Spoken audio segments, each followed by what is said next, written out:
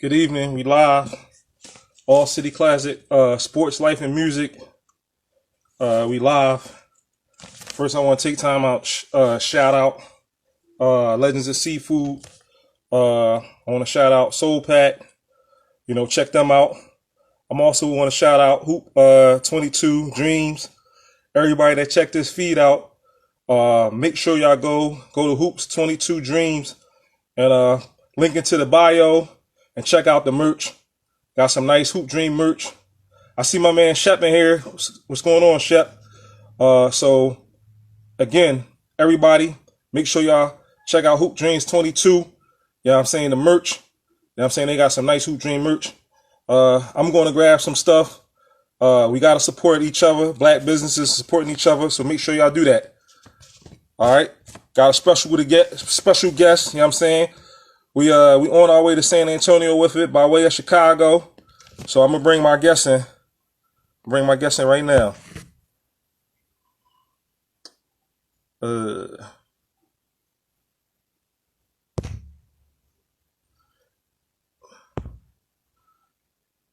Will, send me a request, because for some reason I don't have nothing that I can bring you on. If you could send me a request, because I can't, for some reason I don't see it say unable to join.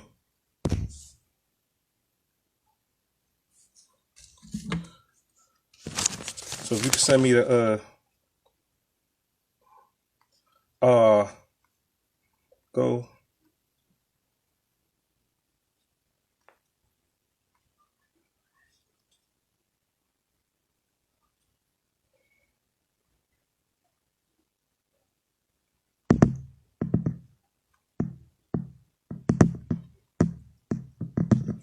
Just give us 1 second. I'm texting with Will right now,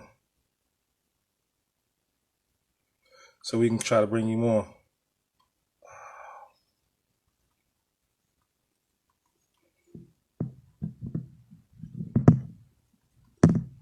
Trying to get him on right now. We texting.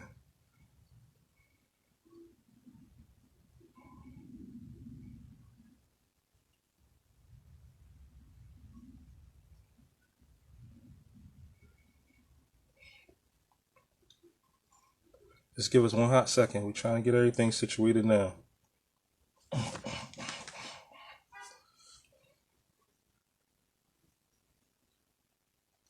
Yeah, there we go. We should be able to bring you on live.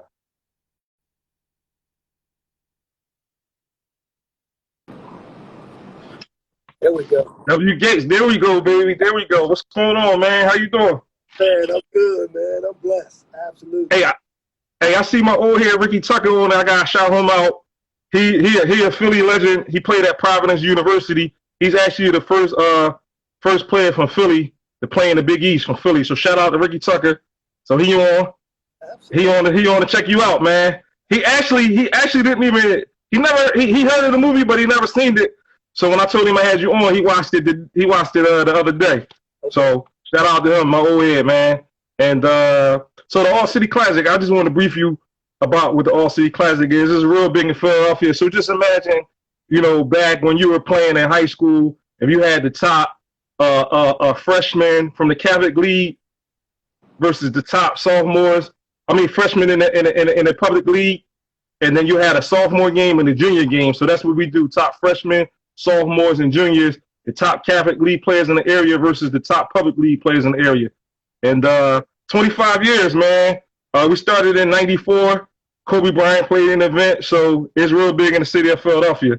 So I just wanted you to, Chicago, man, y'all, man, whew, y'all had some players, man. Man, I'm recognizing more and more, man. That love go all around, man. That ball game, man. It don't matter where you come from now, man. If you can play, you can play. Facts. So yeah, Chicago, right? Yes, sir. I definitely been in Chicago quite a few times because I actually worked ABCD, which I know you attended the Nike when it was ABCD. I actually worked under Sonny Vaccaro, so I'm in Chicago when they had the McDonald's All-American games. Okay. So it's like when I first come there, right? I'm looking. I'm riding past it. I'm like, oh, this is like Cooley-High, man. This is like Cooley-High, man.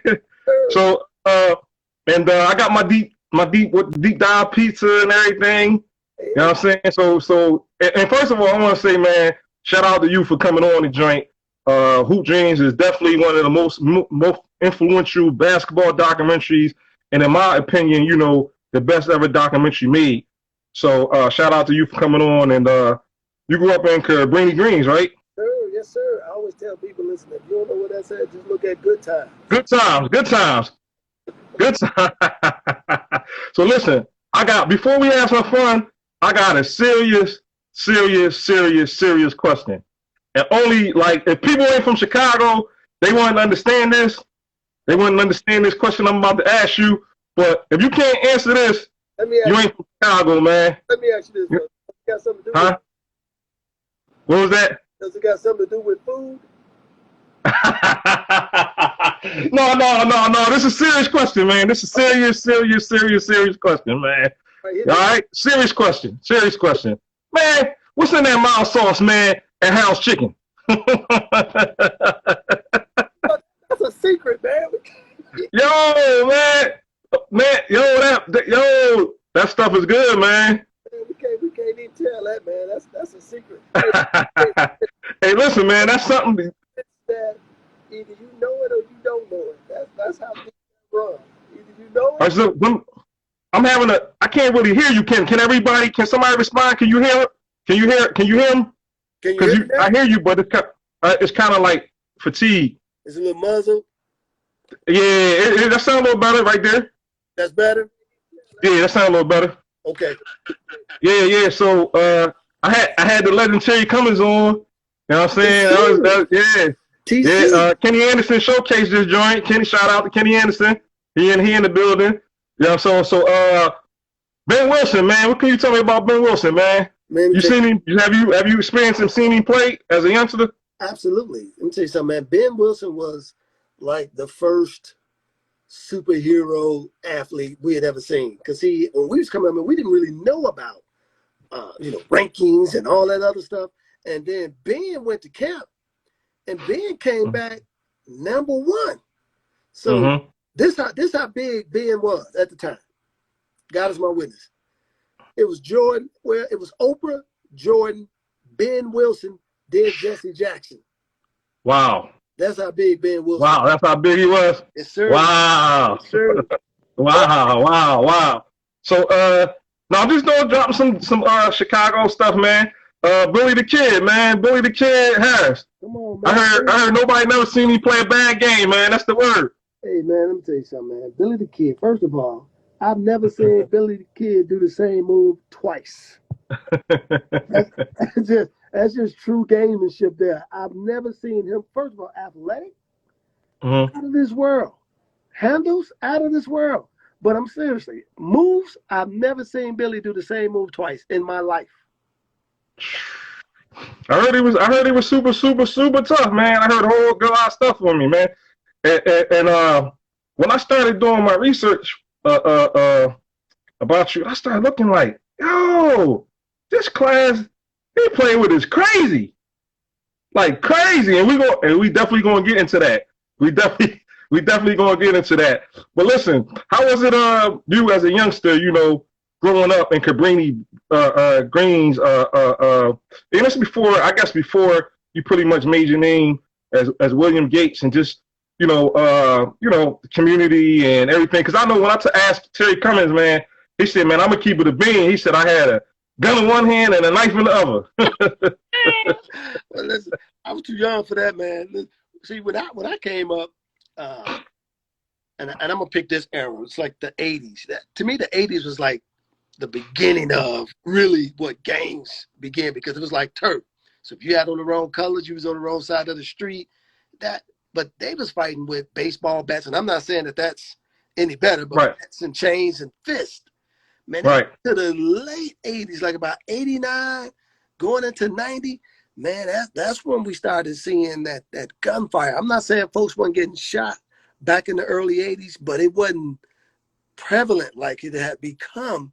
89, 90, man, it was like, man, this is real. So when I was growing up and coming up, man, the thing I did was I just balled. And what they did, you had, and y'all seen the documentary out there, we had the Hooper's Pass. Either you balled or you balled. That was right. You balled or you balled. It came down to that. Right. So what territory would have been like Cabrini Green? Is that Vice Lords? That's GDs? That's Rangers? That was straight GD. Straight GD. All right. Now listen, they had a couple of Vice Lord buildings, but for the most part, it was a straight GD community, without a doubt. Okay. So just thinking about like you making your own. Real deep, huh?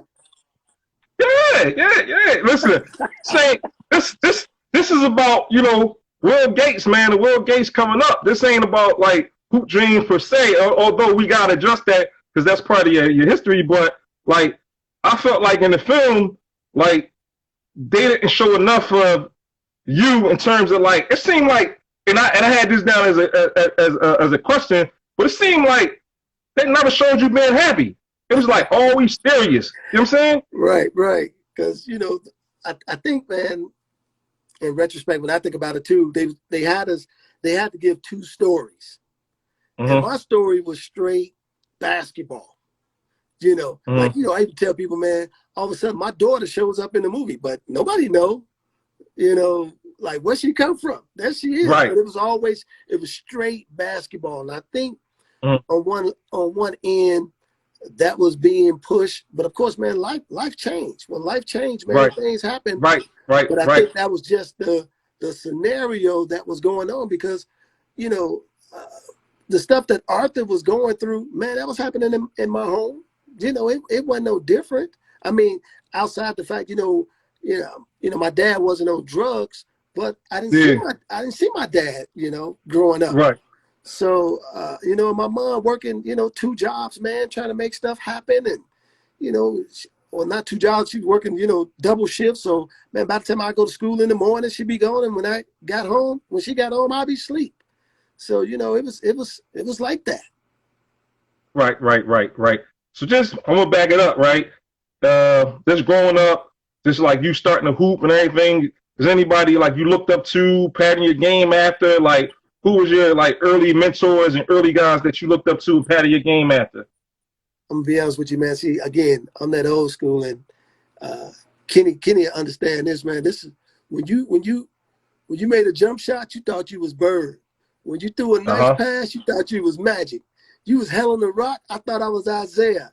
If I did a great basketball move, I thought I was Dr. J. I mean, I was like this combination of athletes. And of course, man, the most important guy I saw growing up playing was my older brother, Curtis. I mean, Kurt was a monster, man.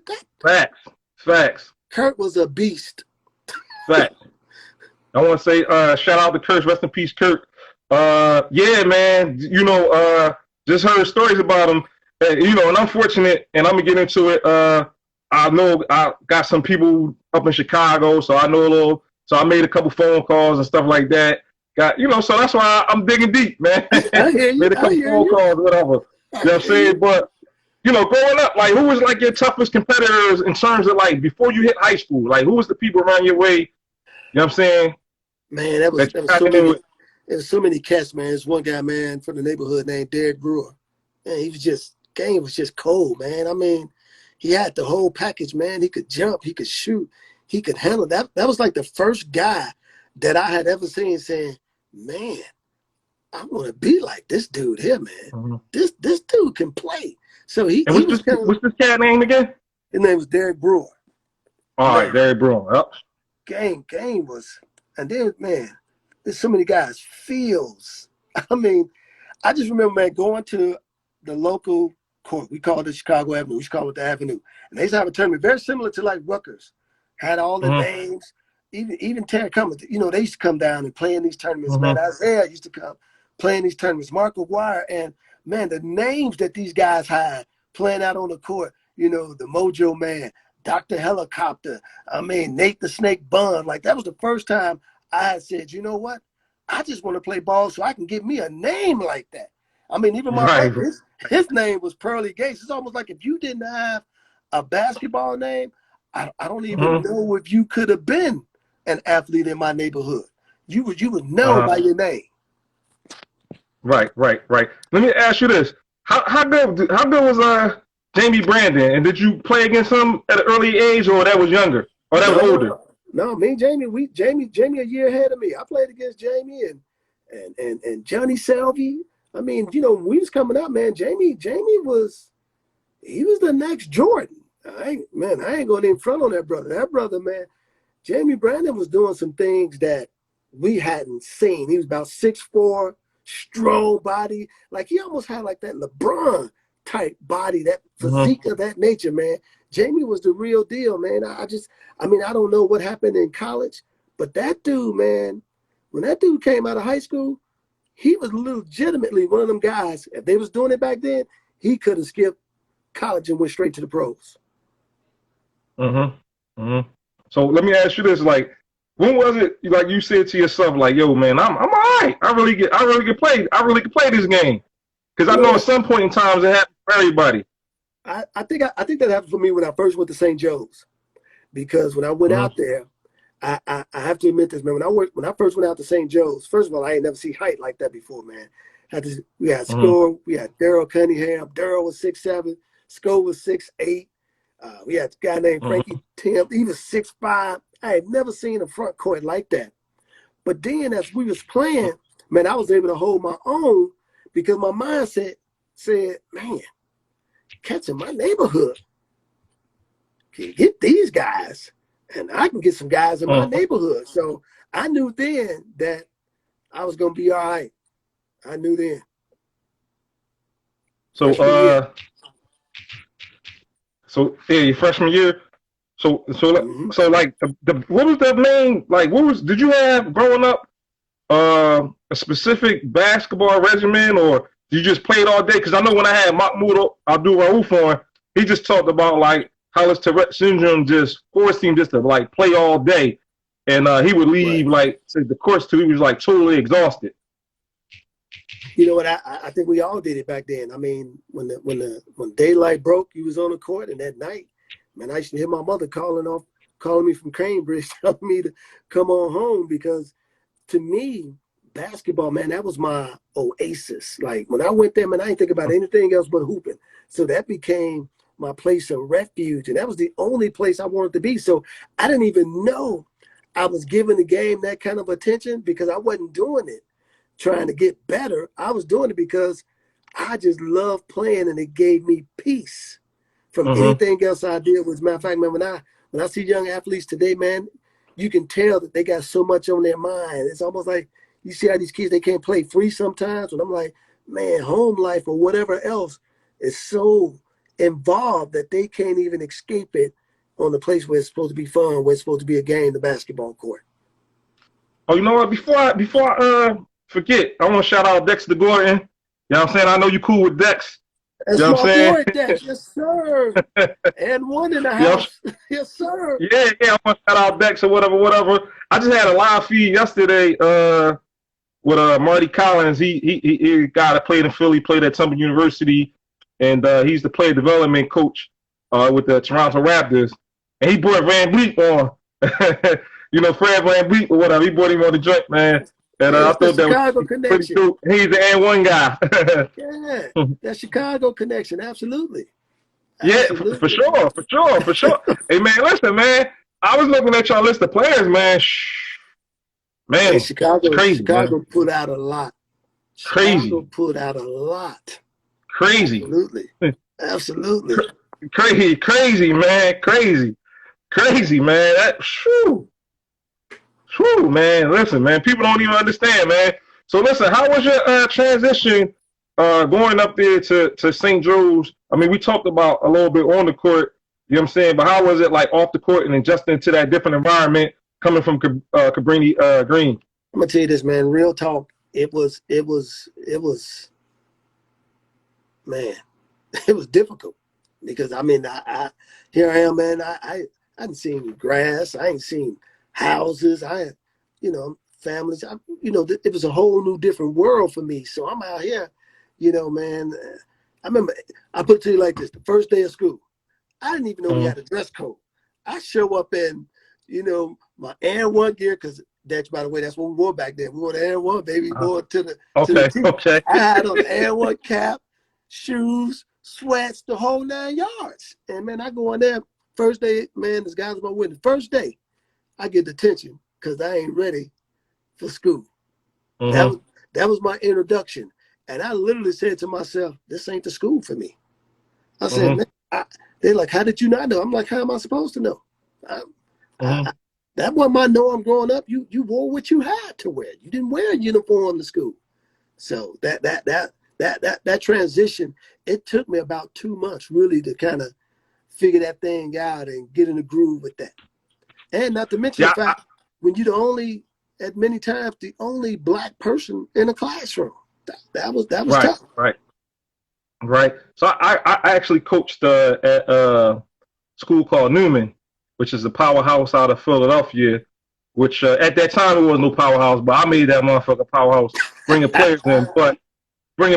But you know, one of the things that I always sold to the parents is just like you said, man, having your uniform on, having your shirt tucked in, having to be on time, accountability. I kind of felt like, listen, you know, coming from where we come from, this going to prepare you for the bigger picture and prepare you for life. And that's one of the messages that I always told to the parents. In addition to, we didn't have no girls there, so I was like, you don't have to worry about no girl trouble, fighting over no girls, or getting nothing over no girls, because it's all boys. So that was one of the messages that, you know, I used to send out to the parents, and I think, you know, that is the structure that Catholic schools give you. Yeah. And you will know more so attending it. I would say this. I agree with you on that one. The not having the girls as a distraction, you can be mentally focused. But our issue was the girls' schools was right across the street. So we were trying to figure out how to get over there. How to get over there. Right. So so your freshman year. Yes, sir. Right? You come in, you put work in. Like, did you exceed your expectations? Like your freshman and your sophomore year, did you exceed your expectations? Did you have expectations? You know, I didn't have personal expectations because, again, I didn't understand the concept of rankings and being a talent. I didn't know that. My expectations came from this. When I first went to St. Joe's and basketball season started, I actually started on the JV squad. We called it the sophomore team. So I played with them, and we were playing in a Thanksgiving tournament. And I averaged like 40-something points a game. So Coach Ping said, hey, I want to bring you up. You think you can handle it? You think you're ready for it? I said, man, that's what I came here to do. Now, this is where the challenge came in for me. This was the motivation. My older brother, Curtis, when I first went to St. Joe's, he said, I'm not coming to your game unless you play in varsity. So when I made varsity, he was like, well, I ain't coming to a game unless you start. Right. So he kept raising the ante. And then I said, well, Kurt, I'm starting. He said, well, I ain't coming to no games unless you're going to at least give me 10 points a game. So, you know, he right.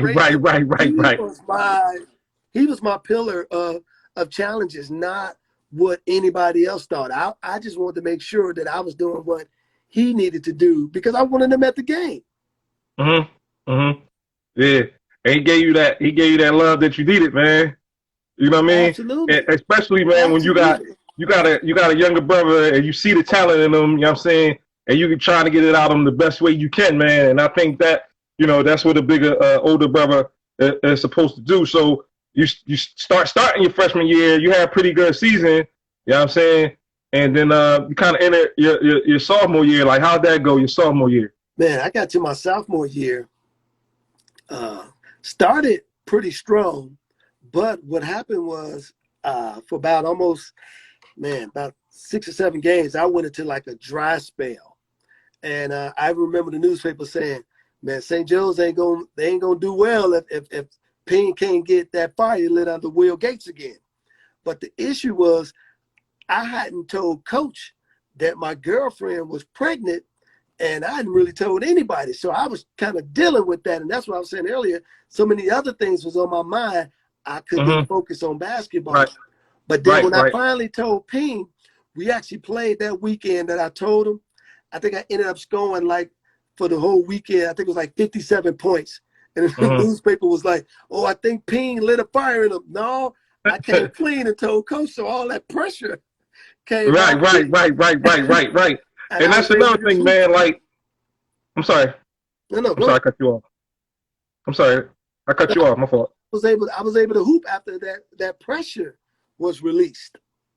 Yeah, man, that pressure is something, and that's something that I wanted to talk about because you was dubbed the next Isaiah Thomas. That's pressure. You just told us about, having your daughter and your girlfriend pregnant. That's pressure. And the fact you got the camera shot following you around, you know what I'm saying, filming this documentary. That's pressure. Right. You know what I'm saying? Right. So how you handle all that, man? I'm going to be honest with you, man. I think coming from the neighborhood growing up, after seeing some of the things that I've seen and, watch people that I watched, man, nothing that was thrown at me shocked me. Right. So having a camera, having people say, "Hey, you the next Isaiah," man, that was just what it was, But I remember again, like 1989, man, and we was outside barbecuing and everything was good and fun. And all of a sudden, my daughter, she was out there playing and I hear these gunshots, pow, pow, pow, pow, pow. Man, I'm trying to find her and grab her and bring her to the house. Going through that kind of stuff, that was more than right. And hey, you the next Isaiah Thomas. I appreciated it. But right. But like it didn't move me one way or the other. Right. Yeah, and the motivation was I need to do well so I can get my family out of this situation. That was what's on my mind and my heart. Okay. Facts. Quick question. Did y'all play Proviso East? Yeah, Proviso East, man. His was crazy. Jones sat in the middle of Proviso East and Proviso West. So we played both of them. And and at the time, Proviso West had one of the top state Christmas tournaments. Matter of fact, that's first time I had ever seen Fred VanVleet play was in that Christmas tournament at Proviso West. But yeah, I played against the three amigos, man. Donnie Boyce, Sherrod Ford, Mike Finn. Everybody know about Mike Finn, man. Mike Finn. Yeah, Mike Finley. And that's what I'm saying. Like, I'm like, yo, this class is crazy, man. This class is crazy. I made a couple phone calls from my people now in Chicago, and they told me, it's like, yo, man, asking about Proviso East. They had 3 pros. Yes, they did. Yeah, 3 pros. You know what I'm saying? So I was like, whoa, that's a, and then and that's just the tip of the iceberg. You got some other dudes. You got the Juwan Howard, you know what I'm saying? The Howard Nathan, you know what I'm saying? The Clive Smiths that was McDonald's All-Americans. Yes. That's what I'm going to say. If you go through that top 100 back then, at least 10 to 12 guys was from Illinois that was top 100 that year. That was top 100. And man, yeah, like you say, 3 amigos, all made the pros. Juwan Howard, well, we know Nuke's situation, man. I mean, Nuke doing it over there at Michigan now. I mean, yeah. Chicago. Yeah, no, that was. And I gotta send some love. I gotta send some love to my guy because he the crossover king, man. And you asked me earlier, what's the toughest guy I ever played against? Tim Hardaway. Tim Hardaway. Man, yes, the crossover king, man. Okay. What year was Tim? This was about 19. Man, it's about that year when Jordan came back to play with the Wizards. Okay. All right. Yeah. And Timmy was a little older, man. I remember guarding Timmy. Timmy was acting like I wasn't even guarding him. I was like, man, what's going on? So who was your high school personal rivalry? Probably the East, Proviso East. They were the guys. As a matter of fact, what was interesting about Proviso East, a lot of guys either went to East or they went to Joe's. And if they came to Joe's and they had to leave, they went back to East. So when we played against East, when we played against each other, it was like it was the same squad. Everybody that went to Joe's lived in Maywood or lived close to enough to Maywood to go to Proviso East. Mm-hmm. So let's shoot to the summer real quick. Like the summer camps and all that. Like you went to Nike. Like how was that experience? How was that experience at the Nike camp that year? I'm gonna be honest with you, man. First of all, in retrospect, phenomenal. But when you're there, again, because people got to remember, this is before Instagram. This is before Facebook. This is before Twitter. So a lot of those guys, I really didn't know who they were. So if they wasn't local, like I knew who Chris Webber was. I knew who Big Dog Glenn Robinson was, which, by the way, was a beast himself. I knew who Big Dog was. Because those guys lived in Gary, Indiana. Those guys lived in Michigan. I knew who Jalen Rose was. But the other guys, I didn't know like who Danielle Marshall was. I was like, man, this cat is cold. Yeah, yeah. So you start seeing all these other guys, and I even tell people this, like I didn't know who Eric Snow was at the time or Sean Respert, who he was at the time, but all these cats are at Nike camp doing their thing. Mm-hmm. Yeah, you can't even put your thing down too, man. It came out there. We had a kid out of Philly, Pennsylvania, named Kareem Towns. I don't know if you ever heard of him. Yeah. But he was at the camp. Huh? Yeah. Kareem Towns? Yeah. Yeah, he was at camp. He was at camp that time too. I don't know if you knew he was there or you remember competing against him or anything like that, but he was there as well. Tough guy from my neighborhood too. Okay. Yeah. So AAU, who did you play AAU? You know what, man? We didn't play AAU. Our summer leagues was we played over 80 summer league games, so we played about 3-4 tournaments in a week. Only thing we did was we do what was called the Boston Shootout. Yeah. That was the closest thing we had ever done to AAU. We just didn't do it. Oh, the Boston Shootout was major, man. Yeah. Who ran that for y'all? Was that Larry Butler? No, that was not Butler. Was that Mr. Mac? Yes. Mac Irvin? Yes, sir. Mac Irvin. Yes, sir. Yes, sir. See, I told you I'm Chicago. Chicago. You got it. Yo, Mr. Mac was my guy, man. Rest in peace, Mr. Mac. He was my guy, man. I met Mr. Mac working ABCD with him.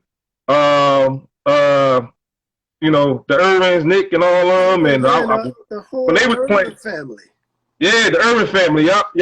When they had Antoine Walker, you know what I'm saying? It was like, yo, man, Mr. Mac, man, he showed me nothing but love, man. Oh, nothing but love. You know what I'm saying?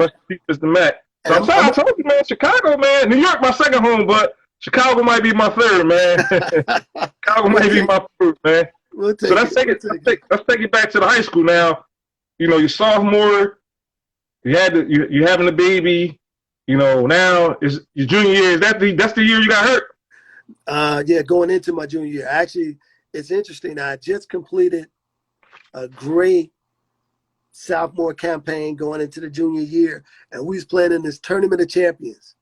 Anybody who won a summer league, you got to play in this Tournament of Champions. And we was getting ready to play for the championship game. Actually, we played for the championship game.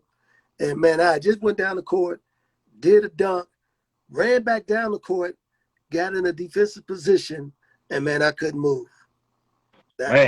Just like that.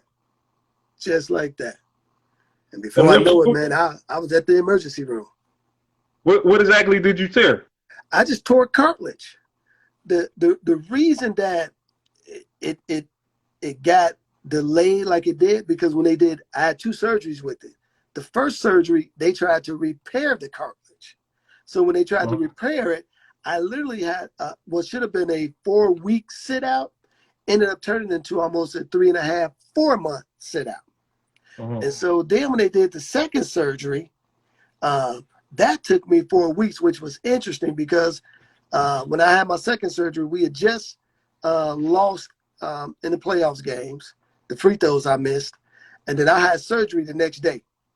So, and this, I want to say this was what, March No, I had surgery in April. I'm sorry. I had surgery in April. Then I had to get ready in May to go play at the Nike camp in June. So now that was the first time I felt pressure. It's like, man, I got a month to try to recover from a knee surgery and go hoop. It's like, okay, let's see what we can do about this. So Right. So was that something that just lingered on and nagged and lingered on in your career, that injury? yeah, man, I don't know if it had ever gotten to the point where it healed correctly. And so it just stayed, after games, my knees would be swollen and it just, I could never get that full, 90-degree bend or that 120-degree bend, So I was trying to figure out how to stay as competitive as I could, so that I can go and play college basketball. That became my concern at that point. But you know what's crazy, man? If it would have happened today, you'd been back in 2 weeks. Easy. 1,000%, man. It's crazy, man, with the technology, man. It's crazy with the technology, man. It happened today, man. You'd have been back. So what was like? Give me some of your most memorable moments in high school. Man, the most memorable moments, obviously, as crazy as this may sound, when the guys, I see my boy Tony Rita out there, brother Tony Rita, Marquette alum, St. Joe's alum. Was when guys like Tony, those guys came back and played against us, man. That was one thing. You can never, it's even hard to put into words that former players come back and play, and you get the ball against them, and they knock you down, push you around, but then pulling you up, man. I mean, it was crazy seeing a guy like Tony Rita, a guy like Isaiah come back and play.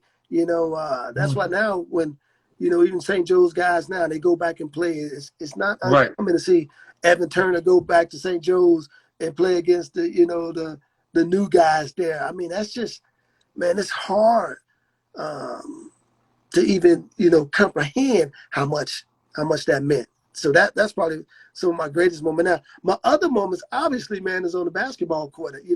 When you going down there and, man, you posterizing guys or you crossing up,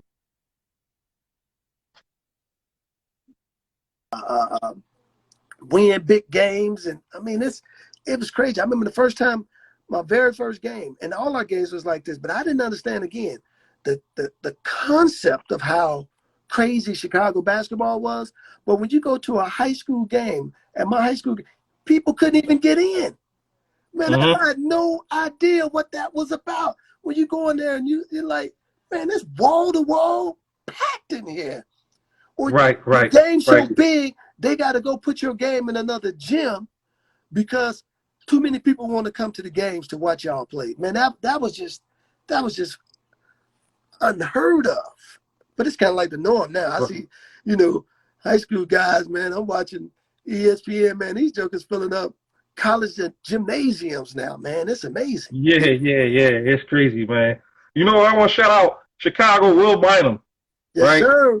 Will the Thrill. Will Bynum. I'm gonna give you a quick Will Bynum story. So he comes over to New Jersey to play in the hoop group basketball camp, right? So he's the same grade as Andre Barrett and Eddie Griffin. Rest in peace, Eddie Griffin. So he up this joint, killing. Now I'm a counselor.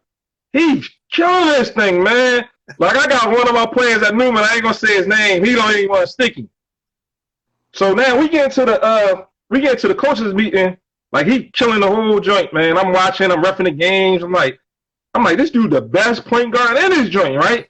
So now we get into the coaches joint. These motherfuckers screw him out of the top 20 game. And I'm sitting up here like, yo, this dude is the best. They're like, oh man, we don't want to turn this into a Andre Barrett, you know what I'm saying, versus him. You know what I'm saying? I'm like, oh man, this is. No, I'm talking about Will Bynum.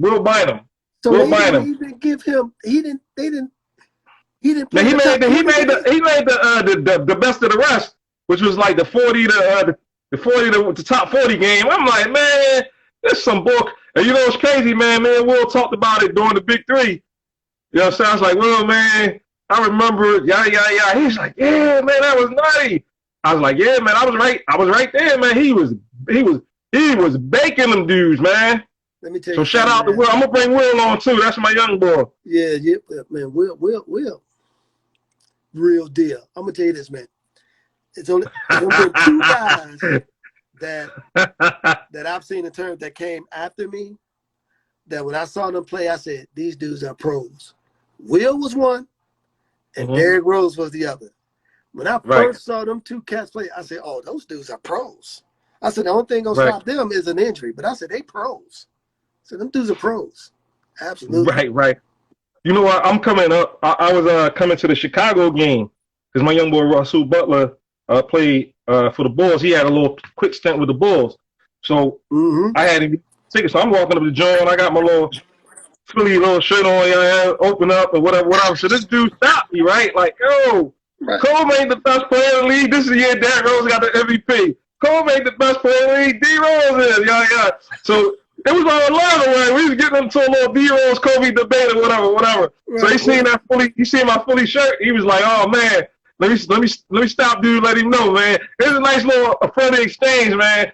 But it was right outside before I went into the game or whatever. I said, yeah, Chicago, y'all real pride for D Rose, man. D Rose is a bad mark, man. Yeah, bad man. dude. Yeah, he is, man. I can only imagine what D Rose would have been, barred from the injuries. Because the truth is, I think he killing now. But the problem is people keep saying he is balling now. Yeah, but they screwed him out of the All-Star game. Yeah, but they twice. Yeah. But they keep calling him the OD Rose. They got to stop doing that. That dude balling. As long as you keep saying OD Rose, that's all people gonna be thinking about. But he right. So how was your transition in the college, man? Let me tell you this, man. In the college, let me just put it this way. When I first got to school, back up. Before you answer that, let me back that up, right? Okay. Because who was your top schools, and why did you even consider like Marquette? You know what I'm saying, as the school to go to? Let me ask you that. My top schools was Michigan State, Kansas, Marquette, Indiana, and I just threw this one in there, but coach never let me go there. I was gonna go to Hawaii just because it was in Hawaii. Literally, I was gonna go to Hawaii. So this how it went down. There was 3 guards that was coming out when I was playing. Calvin Rayford was one, even though I thought the best point guard that was coming out of my class was Travis Best, without a doubt. TB I thought he was the best point guard in that class. Calvin Rayford and Eric Snow. So I was those schools' number 1 choice. So when I decided to go to Marquette, because Calvin Rayford actually was from Milwaukee, he ended up going to Kansas, and Eric Snow ended up at Michigan State. So the reason I chose Marquette was because my older brother Curtis actually signed at Marquette. But because his grades wasn't good enough, he was a Prop 48, he ended up going to a junior college instead of sitting out a year. So I really kind of did it because it was more like me and my brother, man, we're going to do this together. You're supposed to go to Marquette. I'm going to go to Marquette. We're gonna fulfill this dream together. So that's how I really ended up at Marquette. Yeah. So tell me about that transition, basketball-wise, social life and all that. Well, let me tell you, man. Well, first of all, Milwaukee is Milwaukee. We see what's happening right now. Even with the team decided to sit out a game. That was happening when I was there back then too. You kind of knew what kind of city it was. But in terms of basketball, I remember when I first get up to campus, and because Marquette, it's like all we got was basketball there in terms of the major sports, because we didn't have a football team. Man, so we go to open gym. I get out there on the court, man. I look up, this big 6'7" dude guarding me, man, and it's a Milwaukee Bucks player. I'm like, what y'all doing down here? So the whole Milwaukee Bucks team was down there playing against us. And man, I kid you not, I was 170 pounds coming out of high school. I had never felt strength like that in my life. Robinson was guarding me, and he was like, Will, you too light. You too light. Was hitting me, was knocking me down. I knew then, I said, man, I need to get in the gym. I remember going the next day to my coach, how do we get stronger? He was like, oh, don't worry about it. We got a weight program. We going to get your weight up. But I never felt anything like that in my life. I mean, think about this, man. I'm 6'1". Alvin Robertson, one of the toughest defenders to ever play in the league. That joker was guarding me. It's like, man, that joker changed my mind about, the concept of the game. Because, you always just think your athleticism can overcome any challenge. I have to get strong, man. I have to get strong. Yeah. Let me ask you this before I keep going further into your college career. When y'all was filming Hoop Dreams, and you had some heck of a players, and this is just like, the senior class. I mean, you got the junior class, you know what I'm saying, and sophomore class, which was crazy as well. Did you feel like it was like any animosity because y'all guys was being filmed and with some of your peers and some of the other players that y'all guys were filmed? Then more importantly, like how that all come about? Because I never asked you how the Hoop Dreams thing came about. Well, to answer the animosity one, actually, man, I didn't feel the animosity because when it wasn't like Hoop Dreams had made my game successful. It was more that because my game was successful, they wanted to film me. So I kind of always felt ahead of that. But it's interesting enough, when I went to the Nike camp, man, that's probably one of the first times I felt like I needed the camera crew. Because when they came down there, all the guys at the Nike camp was like, man, who is this dude that got his own camera crew following them around? So it actually kind of played to my advantage at that point. It kind of put you in the eyes of coaches and, everybody else. And everybody, Yeah, so that kind of was like, okay, yeah, this working for me now. But how it all went down was really, man, kind of like how the movie started when Arthur was playing against Isaiah. See, I was already going to St. Joe's, and I was at camp that day. I just couldn't, they couldn't film me because, we hadn't agreed to yet. But after the game, after camp, they was talking to Coach Ping, and Coach Ping was like, hey, you guys are doing this movie, which, by the way, a lot of people don't know this, but it actually wasn't even titled Hoop Dreams. It actually was called Higher Goals. The whole thing was that it was going to show how kids go from street ball to organized basketball. And Coach Ping said, hey, well, listen, I got this kid coming from Cabrini. Man, he'll be perfect for what you guys are trying to do. So they came up and talked to me, and I said, hey, I'm good, but listen, you got to go home, talk to mom, got to talk to my brother, and if they okay with it, we can do it. 2 days later, they show up at my house, and we started filming the next week. It literally went down that fast, that quick, just like that. Okay. So prior to that, was that your first time meeting Arthur, or y'all was cool from around the way, or? You know what? I knew of Arthur because we used to play in the same grade school tournament, and he went to one of the rival schools in the neighborhood. So we didn't hang out with each other, but I knew of Arthur. So we went to St. Joe's together. Arthur and I, that became our road dog, because at that point now, he was the only guy that I could connect with. He's the only guy that, man, like when he would miss school, I was like, man, where you at? Are you going to leave me out here like this by myself? I'm like, come on, man. Don't do me like that. Right. So, because he, we understood each other. We knew what the struggle was, how to get out there. We in the hallway playing this game called Get Like Me, flipping quarters, to get lunch money. We did all that together. Yeah. So just forwarding it back to Marquette in college, and you played with Kevin O'Neal, right? He's the one that he coached you and everything. So how was that? Because when you look at your stats and everything, it didn't seem that you played a lot or you got a lot of minutes or anything like that. Can you kind of just walk us through what was going on with that whole situation at Marquette? what's interesting is that, and nothing against Kevin O'Neal. He's a heck of a recruiter. But what I didn't know at the time was that he was a big man coach. Right.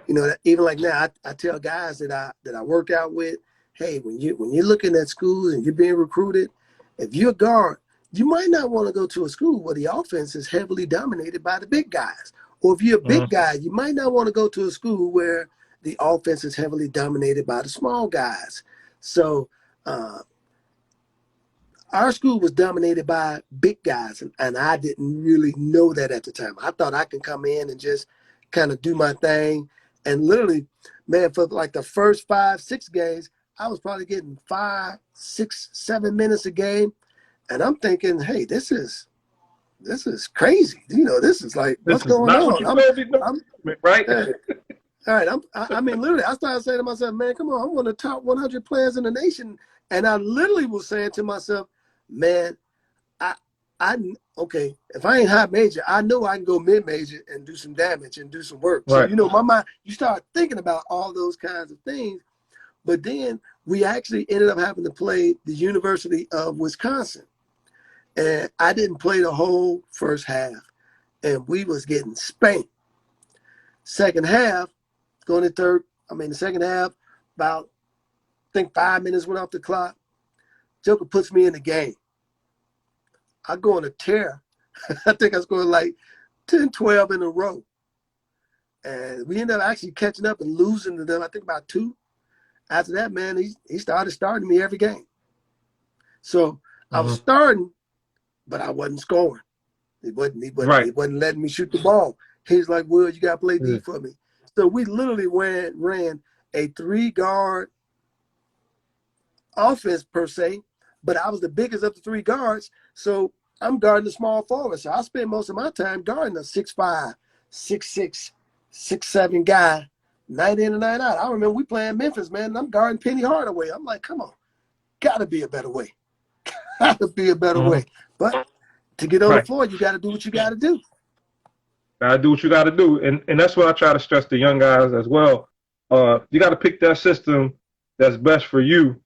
A lot of people they go on, people the name recognition and this and that, and you gotta pick, just like you said, if it's a guard-oriented coach, like if you're playing for Coach Chaney, he let his guards go. That's a good place for a guard. You know what I'm saying? Yep. So, you got to be mindful of that. In basketball, the kids know that, when you get there, the coach going to do it his way. So it's going to be my way or the highway, or you're not going to survive. You know what I'm saying? Actually, that was my first realization, man. When I got there, I remember Kevin O'Neal, he pulled me to the side and he said, hey, Will, man, it was great recruiting you. Man, man, trust me, I'm so glad you're here. Then 2 seconds later, man, that dude turned around, looked at me and said, now it's your responsibility. I said, my responsibility? What are you talking about? See, I didn't even have a concept at the time that scholarships were only 1 year at a time. I'm just thinking, hey, responsibility. Man, I'm here. Didn't I earn it to get here? Now you're trying to tell me I got to keep this? Isn't that empty? Right. So he said, well, the honeymoon is over, baby. It was over. But man, one of the things I've always loved and appreciated about Marquette University was that, man, no matter whatever Will Gates was going through, them jokers had my back, man. That's my school for life. Man, I'm absolutely 100% excited and proud to say that I went to that university because, man, they took care of me, man. They took care of me. They supported me. They supported my family. And when I'm talking about this, I ain't talking about financials and stuff like that. I'm talking about in terms of, man, when I got married, when my wife came up there, man, they made sure we had Mary House. And I mean, man, it was top notch, man. Everything that they could do for me legally, Marquette made sure that it happened, man. I mean, I ain't got nothing but love for Marquette University. All right, so since you said something about legally, athletes should definitely get some bread. And they're getting the bread now. They're getting bread now through the stipend and all that, and it's allowing them to get stipend. But what I don't like about that is it's at a disparity because say if you like at like a LaSalle University versus like a Maryland, now LaSalle might be that ticket whereas though, man, you go there, you never know what's gonna happen. You can make it to that upper level and get that big money. But you're looking at Maryland because they're able to give you bigger stipends and you talking about kids that don't have much. So it's kind of like they doing some things, but it's kind of like messed up at the same time, man. It is. I agree with you, man. And truthfully, there's some conferences that don't give their kids money at all. They don't even get the stipend. They might get money like when school is out, they give them money, for the spring breaks or the winter breaks. But man, some conferences don't even give that little, $400, $500, $600 a month. But I agree with you, man. They need to pay these guys. And I sent a letter to the NCAA saying, listen, one of the things I think that a lot of particularly black athletes struggle with, I mean, I don't know if white athletes struggle with this or not, but we put so much time and energy and effort and love into the game that when we're done, man, we don't do the normal things that people did while they were in college. Like I didn't do internships, I even after my freshman year, man, we were going out of the country. You don't have time to make plans to build a life successfully after basketball. So what I proposed to the NCAA and just said, hey, listen, why don't you give these guys every year they're in school $25,000 a year? So when they leave with interest, they at least have $100,000 when they leave the school with that diploma. And then on top of that, pay for their grad school. Now, if they don't make the league or they're not playing overseas, they can go to grad school and do those normal college things that they weren't able to do while they were a student athlete. Because that's good. That's some good stuff, man. That's some good stuff because we make a lot of money. We generate a lot of money for a lot of people. Yes. Shoe companies, the universities, and it's crazy. I was watching Ray Allen one time. And he was talking about when he knew he had to go pro was when he seen everybody selling his T-shirts, making a living off of it, and he couldn't even, get it for free because that was an NCAA violation. Right. So right. Come on, man. I remember when we were playing. This is how crazy the NCAA was. I think they done changed a little bit now, but when they gave you 2 pairs of shoes, you had to turn in a pair to get a new pair. Wow. That's how it was. Wow. Wow, that's crazy, man. So let me get into hoop dreams a little bit. And I already talked about like one of the things I wanted to talk about is like how they portrayed you, like you seemed like you were never happy. Right. You know what I'm saying? But we talked about that. You know what I'm saying? Because when you look at Arthur, him and his guys, they having party, they having fun, and then your situation, like you say, was a little bit more serious with you about to have a baby, and you were the better player anyway. So you more focused on what it is you needed to do in terms of getting your family, out of that struggle, and which is a serious thing. But was it anything that you could recall that footage that might have been shot that they probably took that wasn't in there that you might have wanted in there, or anything that you might have wanted them to not have in there? You know what? I don't think so, because I think there were things that they probably wanted to put in there that my family wasn't against. Because one of the things I tell people is that Hoop Dreams is about 2 hours and 45 minutes, but they shot over 500 hours of film. That's a lot of footage out there. So there was things, man, like, with my mom and, we just, that we didn't want that exposed. Things with my brother that he didn't want exposed. So I think when it did come to our family, we probably was a little bit more reserved than the AGs. We really wasn't trying to sell a documentary. We was living life, and I think, and to some degree, we didn't know what they were gonna do with the footage. I mean, after they came back and said, "Hey, the higher goals piece," they said, "Listen, we think we got something a little bit more," because that was only supposed to be 2 weeks. So then they came back and said, "Hey, we want to film a little bit more." and that little bit more turned into 4 years. Mm-hmm. You don't know what they're going to do. So when we sat down and we was going through the editing process and all that, there were things that, that you just said, no, you won't put that in there. Okay. Yeah. Because, what was, what I ain't like, let me just give you a few things that I didn't like about. I didn't like, man, I understand, Arthur's dad had his issues with the drugs, but I definitely ain't like that scene where they got him copping drugs, man. I thought, but it's a reality TV. I think this was like the first reality TV. It's a real documentary, but I thought that could have been told without actually showing that.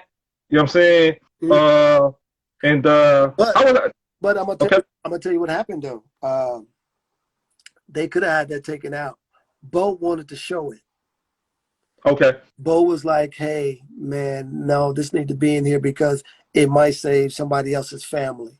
So, man, rest in peace to Bo, AG as well. Rest in peace to Bo, ADs. Yeah.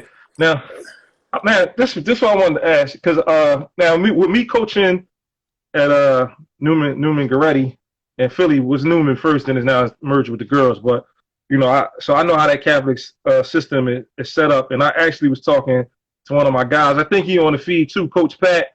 One of my white buddies.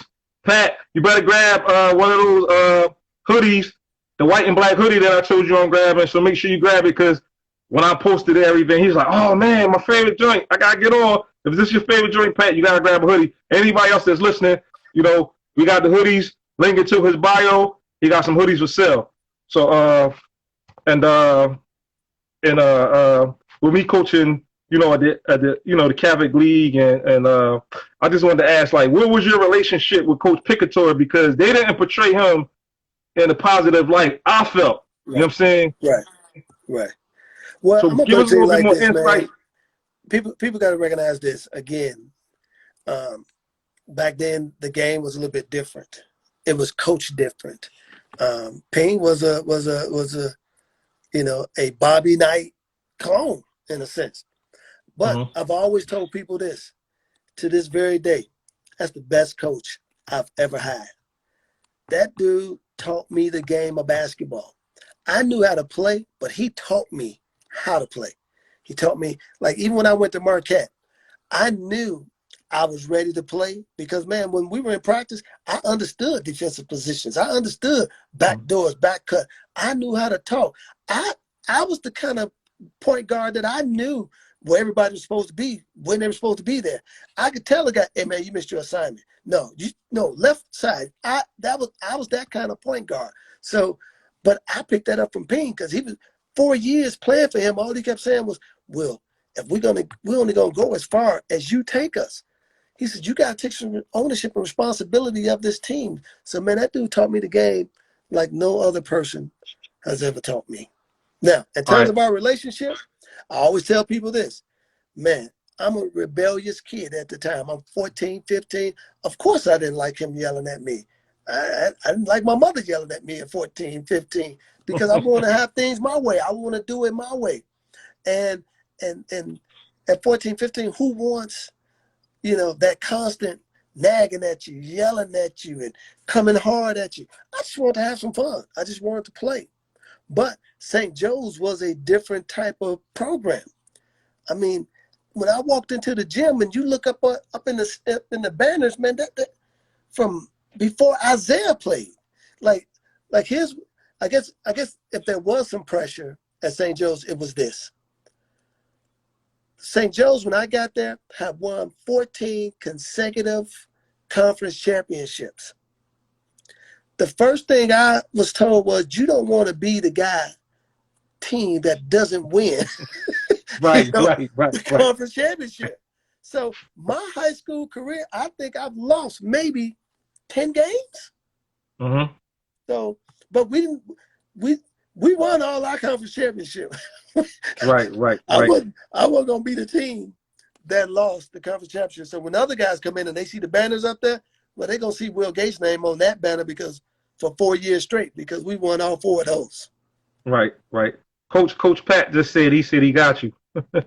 Shout out to Coach Pat. He said he got you. He got you. Because I was talking to him. He was like, man, they that's my. He was like, you know, and when we talk about you, you know, and everybody talk about you and I, we talk as if y'all are personal friends and we know y'all. So he's like, oh man, you know, that's my guy, Will Gates, yada yada yada. He said, man, that fucking picking toy.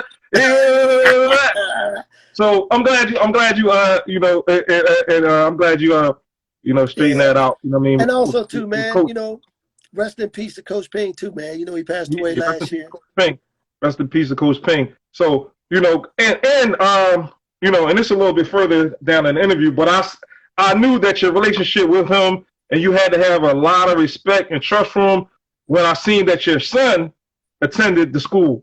So I was like, yeah. If your son attended the school, if I don't trust my son with you, then we all right. You know what I'm saying? Because, you know what I'm saying? That's my most valuable possession. Absolutely. I think one of the things that people, and I don't think the documentary probably did the best job of showing this too. You know, they hear Coach Payne saying, you know, you got to, you know, write them off. And so they took that as Coach was saying, write your family off. Coach was in his own way trying to say, you got to stay focused on what you're doing. Because I always tell people this, for a man to tell me to write them off, who do they think I was going to when I needed diapers and wipes and baby formula? I was going to Coach Payne. And Coach Payne was taking me to the store and getting me diapers and wipes. And, you know, right. I ain't had no money. Right. You know? And you could definitely see that Coach was definitely in your corner. Yeah. You know what I'm saying? And so yeah, you know, and then he helped with your getting your brother that job, that summer job and everything. That was actually, man, as people call it, my sponsor. But it's weird, and her family, man, they actually really good people too, man. I mean, love them to death. But yeah, she got my brother the job, man. I remember my brother telling me, he said, man, she got to be pretty powerful, because he said when he went there, they had a sign out there said, not hiring. And he walked right there and got a job. So, but I'm grateful for that. Absolutely. The Weir family, yes, sir. Yeah, and I think Coach Pat also, me and Coach Pat also talked about the Arthur Agee situation and how he, you know, you got a little bit more insight on that. Can you share a little bit about, you know, how that went down or what was going on with that situation? Because from the outside looking in, it looked like, you know, it looks bad. He didn't pan out, so he wasn't getting that help. It looks bad. You know, I always look at it this way. I'm gonna give a couple of variations of it. One is that I feel like this: if you're gonna bring a kid out to your school, whether they pan out or not, if you bring them, you pay for it. You make it happen. Hey, if it just didn't work out, it just didn't work out. But you don't rip a kid out of his community, out of his neighborhood, change his life, and then you don't follow through on that. So I was never a fan of that. And I wasn't a fan of that personally, because that was my road dog. That's who I hung out with. The other aspect of it is, okay, you get rid of them, but then why are you holding on to the transcripts? Just give it to them. Right. Let them go. Right. You've already made it clear this thing ain't gonna work out. Give them the transcripts and let them go. The other thing was, academically, they knew when Arthur and I both got there, we wasn't doing extremely well academically. I took it a little bit more serious, and he didn't. And I think they also used that as a way to say, well, you know, academically he isn't doing well too, so maybe this is just not the school for him academically.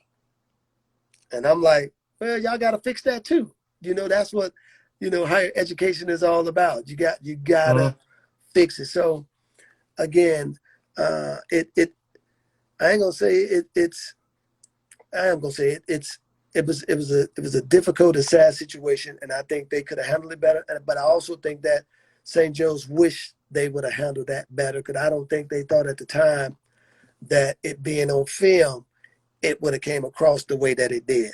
But I think if they could have a do-over, man, they'll definitely do that one over, without a doubt.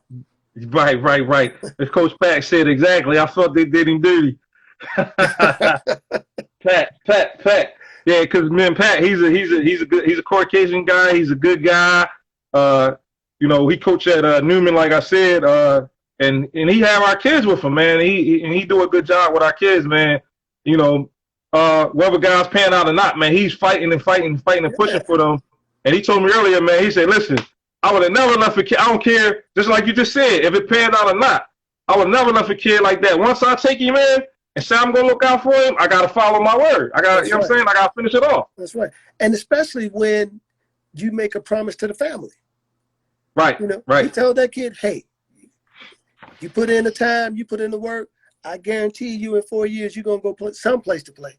I don't know where it might be, but you're gonna go someplace to play.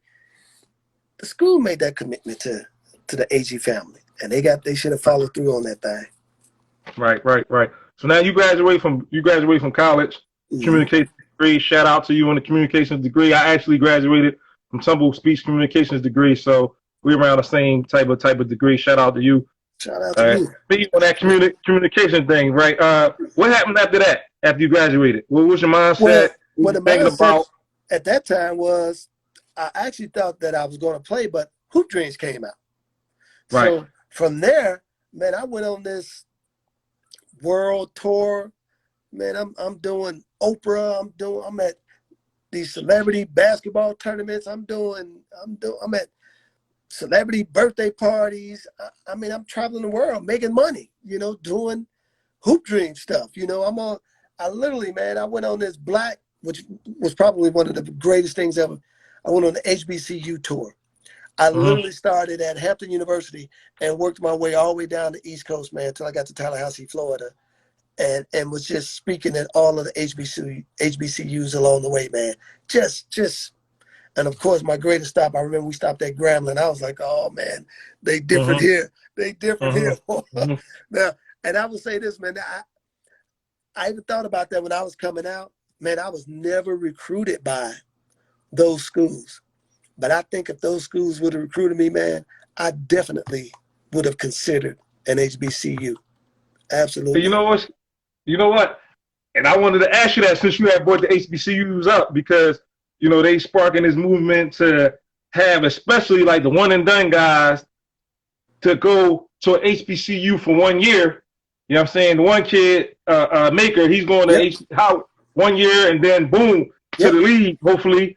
You know what I'm saying? What's your opinion on that? Because I do think that'll help the HBCUs financially, exposure-wise. You know, everything is a great call for. It could definitely help the HBCUs, in my opinion. I'm gonna tell you this, man. About time. So it's about time, because not only will it help the HBCUs, now all of a sudden, man, everything changes. That TV money gets over there, the facilities get better, and now the recruiting becomes that's with these guys going. That's kind of like the equalizer. Now, you know, they can go out and recruit a guy and tell him, hey, look at the facilities you're going to play in. Look at our weight room. Look at these. We got the amenities that can compete, but you got to have the money to get there. But on the other aspect of it is, man, I look at it this way too. I think on some level, that's going to be a greater sense of pride too, like ownership. Like, man, I'm at a HBCU. That rings differently when you talk about it. You know, it's more personal at this stage. So, man, I hope Macon isn't the only one. I hope there's more that not only consider it but go. Do it. Yep. It's time. It's time, man. Because I'm gonna be honest with you. Like, even again, man, when I'm watching these Tyler Perry shows and, you know, watching the brothers and all these other guys, man, there's some aspect of it that I always say to myself, man, I missed out on those types of relationships. You know, I got some good friends, but and even my frat brothers, Phi Beta Sigma, shout out to them. But we had to go to a whole nother school to kind of accomplish those kinds of things. Marquette didn't offer that. So I think it's just something about being in the midst of that environment, man, that sense of culture and pride that, I think I missed out on being at Marquette. All right. Now, you know what? 2001, right? You had the opportunity to work out extensively I with already know where you not the going. greatest player, not the greatest player to ever play, the second greatest player to ever play. Because and it ain't LeBron ain't number one. I know you're gonna say Kobe. Wilson Norman Chamberlain is by far the greatest player to ever play the game. You know what I'm All saying? right. They say he's the most dominant, but he's the greatest player. All But you right. got a chance to work out with MJ extensively. Like, how was that experience? First of all, man, it was top notch. But here's the funny thing. I remember the first time I get the call to come down and play. I walk in. Wasn't really that many of us from outsiders at that point. And I go in there, man. It's like the 1990-91 Bulls championship team. I'm looking at Bill Winnington and all these old guys, man. And they were some savvy vets just out there killing. But as the training went along, and the top college guys, who didn't make the NCAA tournament, or when that tournament run was over, they was coming down, and the guys who didn't make the NBA playoffs, they started showing up. And here's what was weird. I remember we were playing one day, and the 17-year-old kid, about 6'8", man, weighing about 260 pounds, walks in the gym, and I'm like, who is this kid? Just in there, Mm-hmm. man, dunking on people. And of course, there's no other than LeBron James. I'm like, Right, right, I'm like, right, yeah, right, that guy's pretty good. He's gonna be all right. So right, right. it was just amazing, to see all the people there. And again, these are the younger guys. Of course, there was a lot of Carolina guys there. The Bulls players were there. So it was just but here's my biggest takeaway, even from the basketball. I remember I thought I had a decent car. I remember pulling up, man, looking into the lot. Man, there had to be at least $1 billion worth of cars sitting in the parking lot. I'm looking like, man, this is out my league, man. I ain't on that level. That's a whole different level there, man. I ain't there. Right, right, right, right. Facts, facts. You know what? With me having experience of being around NBA player, and I'm pulling up in my nice car that's nice to everybody I didn't grow up with, and I'm like, whoa, you know what I'm saying? So I definitely know that. I definitely know that feeling. My man from Soul Pack said, send you the video, the Wilt video. I had to send him. I had to send him a video to make him a believer. So I'm gonna send you. I'm gonna send you some Wilt stuff. But check out. Hey, Will, when you get a chance, check out Soul Pack. You know what I'm saying? This is my guy. When I started the video, I talked about him powering this feed right here. Check out his joint. Hey, And what can I get that at? so it says go Soul Pack on Instagram. They got the nice little shoes that fit your little bags and all that stuff. You get custom made with your ball sneaks and the whole nine. Okay. And actually, you know what I'm saying? I'm gonna have them send you some little work, man. Y'all might could do a little with your cross brand thing. You know what I'm saying? With some old shoes or something. You know what I'm saying? Because he's a good dude. He's a good dude, man. He helped me out a lot with my brand and my different stuff that I do. You know what I'm saying? He's a good dude. But yeah. So I see that Arthur Agee got an opportunity to meet Bill Clinton. Did you get that chance to meet Bill Clinton? No, I didn't meet Clinton, but I did meet the Obamas though. Okay. I take that. Well, But at that time, we both was doing so many different things and meeting so many different people. Like I say, I'm on the Oprah show. I'm at Jordan's birthday party. I mean, it was crazy. It was wild. I mean, I can honestly say, man, if people talk about 15 minutes of fame, man, we've had it for a long time, man. I think we got more than 15 minutes. Here we are celebrating. Right. We're celebrating 25 years, and I'm talking to you on All City Classics right now. Yeah, 25 years. Yeah, 25 years. We had 25. It'd have been 26 if Corona ain't shut me down. Shout out to Corona for shutting me down. I needed a year off. Corona gave me a year off. Hopefully it's just a year. You know what I'm saying? Let me ask you this, man. What's the pros and cons of being William Gates, Hoop Dream star? The pros is that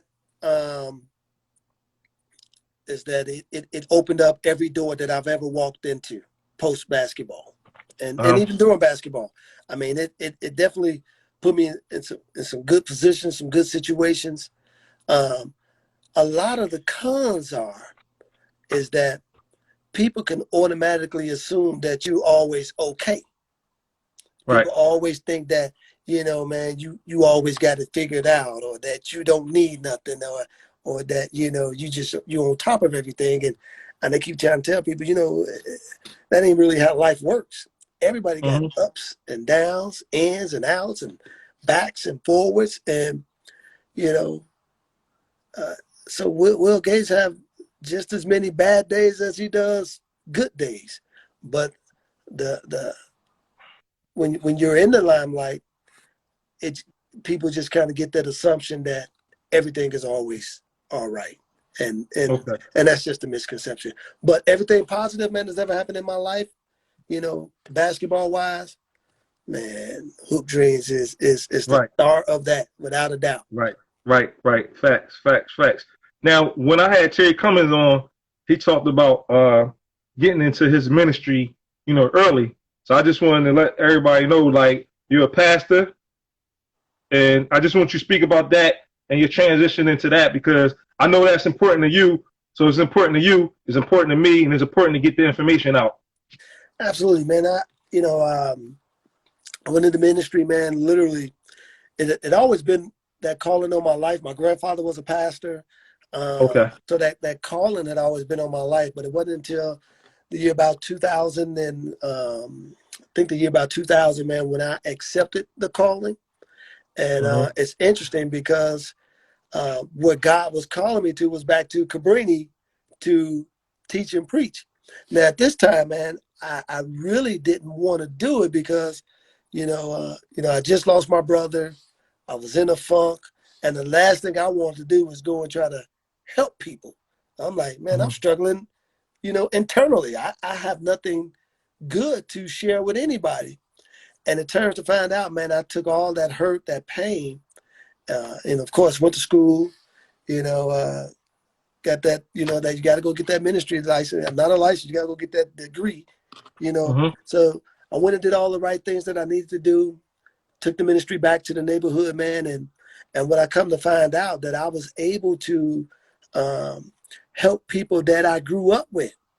Man, it was Good. amazing how many, friends that I had that, when their parents passed away, I was able to help lay their parents to rest, or when violence was happening in the neighborhood, because my ministry, we kind of sat right in the center of the neighborhood.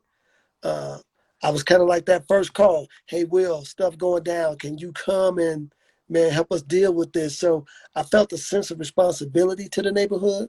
I felt a sense of ownership of that. And most importantly, man, the main goal was to, because Cabrini was changing at the time, the community was gentrifying. So my goal was that as people was transitioning, to help them find, you know, a church home someplace else, as well as help them find adequate housing, as the neighborhood literally was making people move to new locations. So we had, man, a fivefold ministry with a lot of purpose and a lot of passion, and did it for about almost 10 years. And, and once the community kind of shifted, God released me to come down here to San Antonio, where I'm not necessarily pastoring, but I'm still preaching the word of God at a church called Higher Ground Community Church. So excited about, man, still being able to deliver that word and preach it when called upon. Okay. Now, San Antonio, Yes, that's a sir. that's a that's a spot that Sue also played in too. So I had an opportunity to come down to San Antonio, and that I think that arena is the best arena in NBA basketball. It's like it feel like every seat you're in is a good seat. Even though I was It is. down on even though I was down on the floor, but it was like I'm walking around every time I go into a city. I walk around. I check the arenas out. I check everything out, or whatever. So I get out and I walk around, and I feel like that's one of the best arenas, in basketball. But coming out, every city I go to, I always try to feel like, all right, what's the best dish here? What can I eat? So I'm asking them. They like, go get a Whataburger. So I'm thinking they say Whataburger, right? But it's Whataburger. So I'm asking people like, where you get? I'm trying to find a Whataburger. I'm like, so what's up with this Whataburger? He's like, no, it's Whataburger. But I got my Whataburger, man, and it was good. Especially the little sauces that they have that you put on your burger and all that. Oh man, that water that Hey, yeah, that was dope, man. I gotta make a confession, man. I think I've only had one in my life. Yeah, I only had one too. I only had one too. Hey, listen, man. I'm with you. When I first heard about it, I was like, Whataburger? What about what's a Whataburger? But that's a staple down here. And Right. the staples in San Antonio is obviously the briskets, the Whataburger, and for whatever reason, Red Pop. Folks love Red Pop here, man. But I'm listen, my family and I, we still do this, man, every year for Christmas. You know, we have a Chicago Christmas. Like, we ain't eating turkey and Thanksgiving, you know, that kind of meals. For Christmas, man, we bring in the Chicago style hot dogs, the Chicago pizza, the Garrett's popcorn, you know, the Eli's cheesecake. We ship it all in. Down, right? Yeah, man. Gotta bring it down. Yes, sir. So, Will, I want to thank you for hopping on with me. What we're gonna do is we're gonna take some questions, and then we're gonna wrap it up with your final thoughts with everything. But if y'all got any questions for Will Gates, please shoot some. Will Gates, please shoot out some questions. You know what I'm saying? You know, this joint been real. Just give us Pooh, my man Pooh on the feed. Pooh, I know you got a question. Pooh, man. Give us a good question. Los, if you on the feed, you always come with some good questions. Pat, if you still on the feed, you know what I mean? We need some good questions from Mr. Gates, man. Just give it a little second. You know what I'm saying? They'll shoot some questions out as they type, man. Which, if you don't mind, I got about 10 more minutes in me. That's cool. Because I actually got to do another interview. All right, it's cool because we about to get out. We about to break it down. So it's perfect. It's perfect. No questions, y'all? No questions for my man, Will Gates? All right, here we go. Well, we got to have a reunion one day. I guess that's probably one of your guys. Ricky Tucker, you ain't on the feed, man? All right, so this is what we're going to do. Well, we're going to just give you your final thoughts, man, on anything you want to share with the youth. You know what I'm saying? Hold on. We say, hold on. Now they coming. They always do this, man. As soon as I ready to wrap it up, they come with the questions. Did you ever lose the love for the game? You know what, man? I never lost the love of the game. What I had to do was I had to rediscover the passion. And to me, those are two different things, because love is, you know, like you can be in love, but the passion, so I had to rediscover the passion of the game, because after the knee surgeries, I wasn't playing as well as I wanted to play. So that passion for the game went away. So sometimes I was just showing up, you know, and just hooping. But when you in love with the game, you know, you're there, you know, before the game start, you know, an hour beforehand, getting up shot. So I was still doing all those things, but the passion I had to rediscover, because it got to the point, like, sometimes I'll say, man, if he put me in or not, I don't care. And I had to change that mindset. I said, I got to get the passion back for this. And the passion did come back. C-Web or Big Dog? I'm going to be honest with you, man. When we came out, I thought Big Dog, at least in high school, was the closest thing to Jordan I had ever seen, man. At that particular time, that class of 91, without a doubt, Big Dog was the best player to come out of the class of 91 for that season of 91. Okay, cool. How good was Tom Kleinsmith? You know what? TK was crazy. He was 6'5". His issue was he was a tweener. Right. He wasn't big enough to be a small forward, and he was too big at the time, at least what they were saying. I mean, he wasn't quick enough to be a small forward, and he wasn't big enough to be a power forward. But that dude could shoot the lights out. I mean, he was a McDonald's All-American. I mean, TK, he's a Chicago great, without a doubt. You still play from time to time? First of all, man, I don't know if people even know this, but, man, I done had 2 total knee replacements. I can't even hoop anymore. I'm still recovering from them now, because I had one 2019 in November, and then I did the right knee this past May of 2020. So now, prior to that, I was still hooping. That's probably why I had to get my knees replaced, because I wouldn't put that ball down. But yeah, I got to put it down. The docs told me. I had even asked them when I got the surgery. I said, "Can I hoop again?" And they was like, "Yeah, if you want to see us in about 5 years, you can go out there and hoop." So I may sneak out there. All right, so my old head asked about how Arthur's doing. Arthur's doing really well, man. He's still in Chicago. Mom is doing well. Just keep her in prayer, man, because COVID is touching on everybody, and our moms they're older, that older generation are a little bit susceptible to it, so keep them in prayer. But he's doing well. I always tell people this about Arthur's and our relationship. This, we don't talk all the time, but when we do, we pick up right where we left off at, because that's just my dog. But our relationship worked like this. Arthur spends a majority of his time trying to get my feet off the ground, and I spend all my time trying to keep his feet on the ground. So we really just balance each other's off. We balance each other out like that way. Yeah. So listen, we're gonna take one more question, and then I'm gonna let you finish off. So if somebody shoot a question real quick, first question that come up, we're gonna answer that. You know what I'm saying? And that's it. That's gonna wrap it up. And again, man, I appreciate you. Definitely appreciate you hopping on. Philly, you've been in Philly a lot. Yeah, I've been to Philly, man. As a matter of fact, my daughter just moved to Jersey, but she's closer to Philly. Right. So probably South Jersey. Yeah. So we're gonna do this. Whenever you come visit your daughter, hit me up, and I'll take you get your real good Philly cheesesteaks, man. Absolutely. Also, I see my man out there, Coach Dunk. He out there on the Coach Dunk 11. Okay, Coach Dunk 11. He got a question. No, he said, "My man, Hoop Dreams with the knowledge." Yeah, my brother. That's my road dog there, man. Mm-hmm. Do AAU together. Coach Killer 5, you got a question? Put your question, and you could be the last question. Type it up real quick, because we got to get off. And then after this question, anything that you want to share with the youth that's going from Philadelphia, whoever else going to be watching this feed, I want you to sign off with that. Absolutely. Give him one more minute to type his question in, and then. And let me just do this cheesy plug real quick, but hey man, y'all go out there and get some of that gear, man. It's hd-22.com.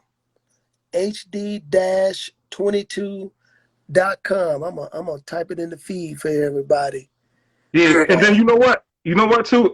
Will send me something to my what's your name, and I can put it up in my stories. I'll put it up in my stories as soon as we get off. Okay. Whatever you send me, I'm gonna post and push it. Hey, you know what I'm saying? I'm grabbing something for me, my wife, and my daughter. You got Pat gonna grab some stuff. We're gonna try to get you some Philly love. Some Philly love. I appreciate that, man. As a matter of fact, man, because I'm on your show, if folks go get some stuff, man, in the next 24 hours, I put up there a 10% discount. All they got to do is all caps, all city. Okay. Yes, sir. All right. Cool. So anything? What do you say? What's your all-time? Oh, your all-time starting five from Chicago. He trying to get you in trouble. Yeah, he is, man. This so tough, but I'm gonna start it with this. I'm gonna put Zeke gonna always be my starting point guard without a doubt. I'm gonna put Terry Cummings at the 4. Man, I know he's not he's a point guard, but I'm gonna throw Derrick Rose right in at the 2. I'm gonna give D Wade the 3 spot, because D Wade to me is still probably, depending on where they put Kobe. If they put Kobe at a small forward, then D Wade become the second greatest 2 guard to ever play the game. If not, if they keep Kobe at the 2, then D Wade number 3. The big man's, power forwards, man, it's I got my man from Philly. My man said AD. You know what? AD got to go in it, but I mean, but AD's so new right now, because I would have to put a guy like Bill Buckner in there, man, because that joker. Yo. My man getting disrespectful, man. Melvin Eli. Hey, He was good, but not no top five, man. Big man. I remember, yeah, man. See, my man lived out in Chicago, so he cool with Melvin Eli. That's why he's saying that. Melvin He Eli. was a baller, without a doubt. I remember, man, remember him in high school. He was a baller, absolutely. But I mean, and then it's just so many. It's so many. But I got to put Buckner in it because I mean that joker won on every level, high school, Right. college, pros. I mean, I just had so many good dudes, man. Yeah, I mean, that's hard to do a 5, man. Right. Because you could do another 5. That's crazy too. Yeah, because you know how you and we're just talking about high school basketball. This ain't even got nothing to do with guys that they made the pros or not. So how do you know, I got to leave out Jamie Brandon. I got to leave out, you know, Mike Finn. I got to leave out, you know, Marcus Liberty. Marcus Liberty, who's Chicago's all-time leading scorer. Ain't nobody scored more points than that dude ever. I mean, Nick Anderson, Tim Hardaway. I mean, it goes on. Keep coming. On and on. Keep coming, man. Guy like Murray. And truthfully, man, I mean, even my brother Curtis, that dude was a beast in high school, man. I mean, Kurt was averaging 36 in high school. I mean, he was ridiculous. Yeah, real quick. There's somebody they asked about Benji, so I'm gonna answer that. He said it was who was it? Michael Jordan, right? Oprah Winfrey, and then Benji. That's what it was when Benji was around. And Ben Wilson. It was Ben Wilson. Yeah. And just to let you know, Jesse Jackson was 4 at the time. So Ben Wilson was that popular as an athlete at that time. Like with his right. It shut the city down. Like dictators and presidents and mayors and governors, man, his man, it was so huge, man. It was something else.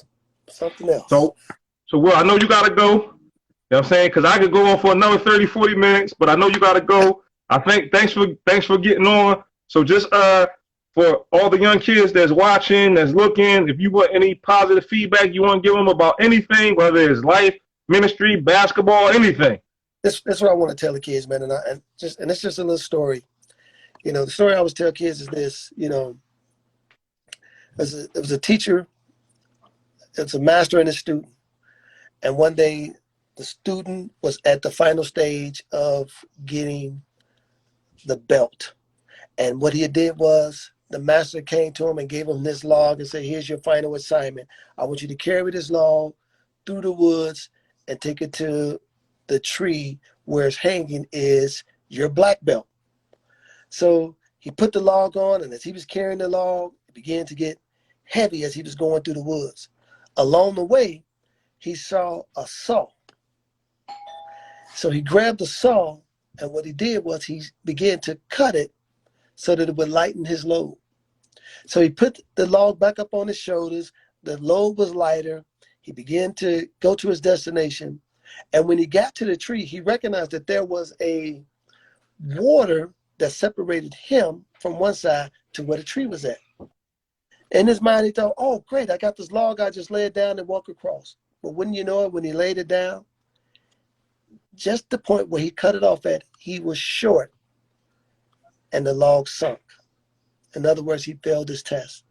What I always tell kids, don't cut yourself short. If you got the mindset to do it, don't let nobody stop you. Push it, pursue it, fight through it. Don't take any shortcuts because those don't win. It might get you to the gate, but it don't open the gate.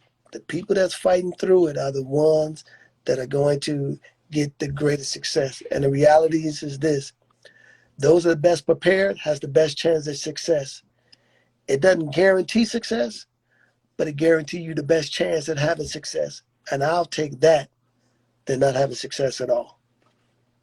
Oh, powerful words, man. Powerful words. Thank you, Will Gates, man. We appreciate you. All City Classic, Sports, Life, and Music. Follow our page. Follow his page. And you're going to send me this stuff so I can post your merch. You know what I'm saying? Anything you send me, I'm gonna put it in my stories at any time. You know what I'm saying? You know, we good for life, my brother. I appreciate you doing this for me. And just like I said, man, we're gonna grab some stuff, man. I appreciate it, man. Listen, I'm gonna connect with you anyway, man, because I want to do what you talked about earlier. Let's collab. Absolutely. Facts. Let's do that. I appreciate you, man. Same here, man. Y'all all right. There. Take it easy, Will. All right. All right. All City Classic Sports, Life, and Music. We signing off. Like I said, follow his page, Hoops 22 Dreams. Follow our page at All City Classic. Thank you for coming on, man. This was a good joint, man. I appreciate everybody that support us. Keep on continuing to support us. You know what I'm saying? Y'all know I'll support y'all guys. If y'all need me for anything, I'm here. Peace.